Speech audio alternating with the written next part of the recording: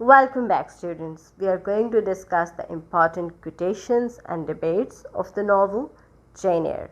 So, here is the first quotation. I care for myself the more solitary, the more friendless, the more unsustained I am, the more I will respect myself. This is said by Jane Eyre. Jane's perspective towards her independence, self-sufficiency, and self-esteem is actually reflected in this very statement, and she wants her significance as her own true self.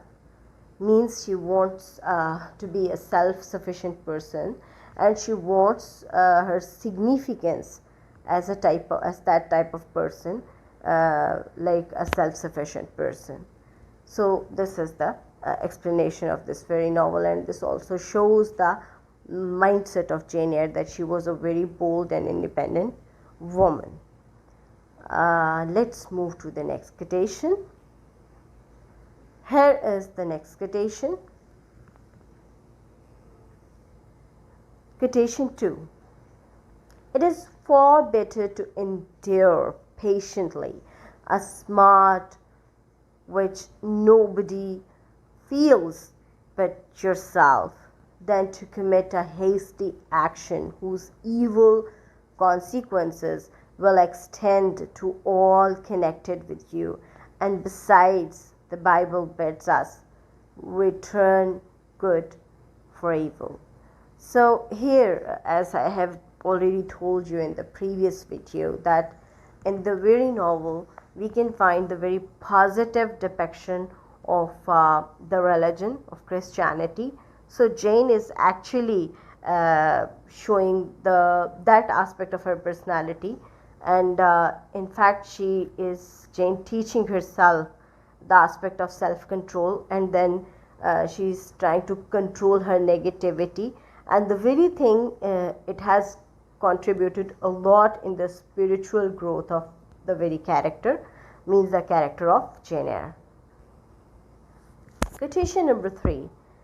And if God had gifted me with some beauty and much wealth, I should have made it as hard for you to leave me as it is now for me to leave you. She said this to Rochester while leaving him. I'm not talking to you now through the medium of custom, conventionalities, nor even of mortal flesh. It is my spirit that addresses your spirit, just as if both had passed through the grave, and we stood at God's feet equal as we are. Well, this shows a very powerful aspect of her personality, that on humanitarian grounds she considers her equal to Mr. Rochester. And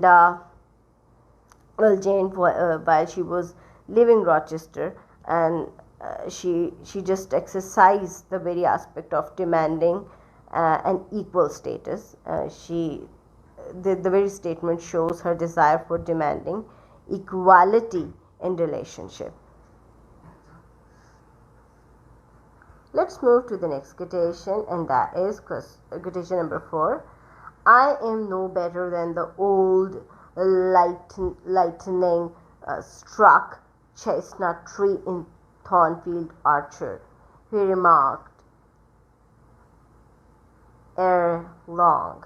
And what right foot that ruin have to bid a budding woodbine cover a decay with freshness?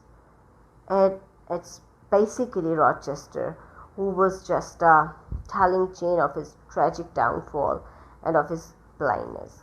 Means the statement was actually taken from the second half and the last half of this novel, when Rochester was totally scattered after his mansion, means the Thornfield Hall, was totally burnt out and destroyed by the fire.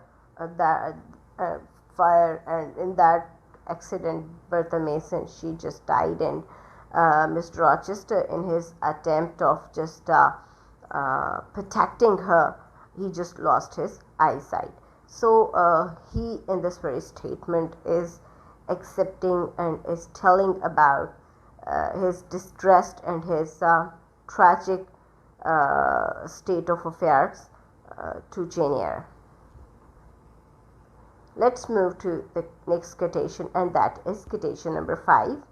I was a discard in Gateshead Hall. I was like nobody there. I had nothing in harmony with Mrs. Reed or her children or her chosen vassalage.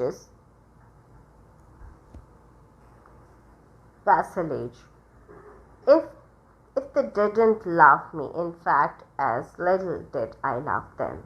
Jane explaining her life as a misfit with Reed's family. So the very quotation is actually showing the time period she had to just spend with the Reed's family and what they just did with her. Then comes the quotation 6. Yes, 6. I'm very happy, Jane, and when you hear that I am dead, you must be sure and not grieve. There is nothing to grieve about. We all must die one day, and the illness which is removing me is not painful. It is gentle and gradual. My mind is at rest. I leave no one to regret me much.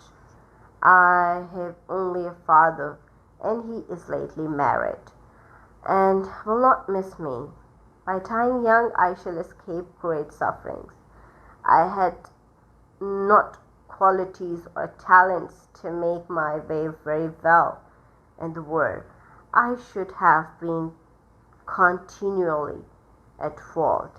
This is a very heartbroken dialogue of Helen Burns. She was the only friend of Jane Eyre when she had to just live at the very charity-based institution where she got her education. So Jane actually got her spiritual strength from the very character of Helen, because although she was a child, she had a very strong mystic side. She had a very strong spiritual observation.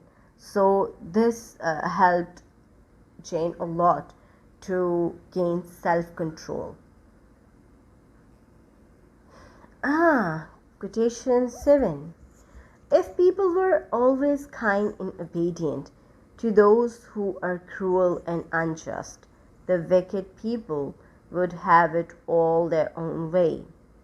They would never feel afraid, and so they would never alter, but would grow worse and worse. When we are struck at without reason, we should strike back again.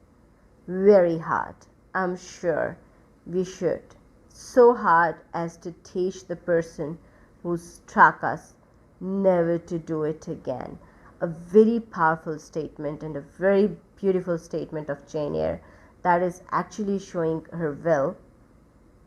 It was actually the very excerpt was taken from a conversation between Jane and Helen Burns. So the very statement shows the strong and resilient soul of Jane Eyre.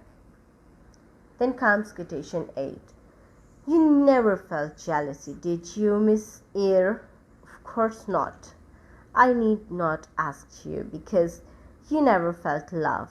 You have both sentiments yet to experience. Your soul sleeps. The shock is yet to be given, which shall waken it. So this is a very sarcastic dialogue of Mr. Rochester, because it wasn't easy for Mr. Rochester to face and to admit his love for a very strong and resilient soul like Jane. So Rochester's sarcastic invitation to Jane, but she was a strong character who wasn't ready to be his mistress. Sorry, it wasn't her, it was his mistress. So again, a very dynamic sort of statement. and it shows the very chauvinistic side of Mr. Rochester's personality. It shows chauvinism, male chauvinism. Thank you so much for today. See you in the next video with some new topic. Till then, Allah Hafiz.